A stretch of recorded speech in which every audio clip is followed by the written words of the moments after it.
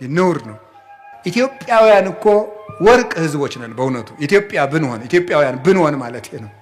ኢትዮጵያውያን ኮቴሽን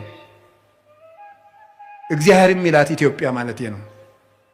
እናንተ በያፋችሁ የምትሏትን ኢትዮጵያ አይደለም ነው የሚለው። እግዚአብሔር የሚላት ኢትዮጵያ ኢትዮጵያውያን ብንሆን ይገርማችኋል እኮ ኢትዮጵያ ትላላችሁ እንዴ? ብፁዓን ነን በእውነት ብፁዓን። እንዴት እኛ ይሄ ታቦት ከሲና ሲወርድ የለን። እኛ ይሄ ታቦት ደመና ሲጋርደው በደብረ ሲና አላየን። እኛ በስርየት መክደኛው ለሙሴ ሲነጋገረው አላየን። እኛ ይሄ ታቦት ዮርዳኖስን ሲከፍል አላየ ነው። እኛ ግንብ ሲያፈርስ አልነበርን። እኛ ዳጎንን ሲቀጠቅጥ አላየን። እኛ ጦርነት ሲያሸንፉበት አላየን።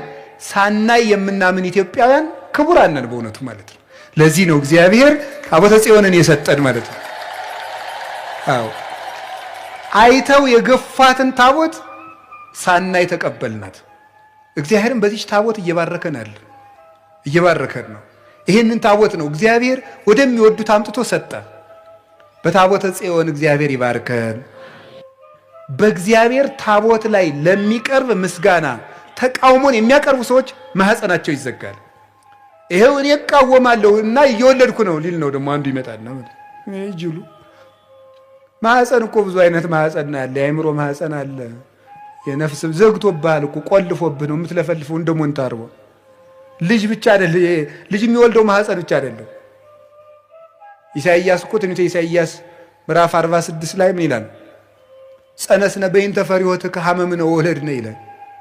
አንተን መፍራትን ጸነስን፣ ምጥ ያዘን፣ ወለድን ይላል። ፈሪሃ እግዚአብሔርን መጽነስ አለ፣ ምግባር መውለድ አለ። ማህፀን የሚባለው ልጅ የሚወልደው ብቻ አይደለም፣ አይምሮም ማህፀን ነው። ያንን ይዘጋዋል እግዚአብሔር። የምህረት ማህፀን ይዘጋል፣ በር ይዘጋል እግዚአብሔር። ሰው እኮ ቢችል ማወቅ፣ ካላወቀ መጠየቅ፣ ካልጠየቀ ደግሞ ማፈር ጥሩ ነው። እውነቴን ነው የምነግራቸው።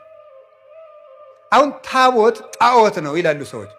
እግዚአብሔር ታቦትን የሰጠ ማን ነው? አሰራሩን የተናገረ ማን ነው? ታዲያ ታቦት እንዴት ጣዖት ሆነ ስትሏቸው አይ በሐዲስ ኪዳን ነው እንጂ በብሉይ ኪዳን እኮ አይደለም ይላል። ያ ማለት ምን ማለት መሰላችሁ? ሲገለበጥ እሺ የሐዲስ ኪዳኑ ታቦት አልፏል ብለን እንኳን እንደነሱ ብናወጋ ምን የሚል ሐሳብ አለው? ታቦት ጣዖት ነው ይላል ነው። አዎ መቼ? ዛሬ። በብሉይ ኪዳንሳ ነበር።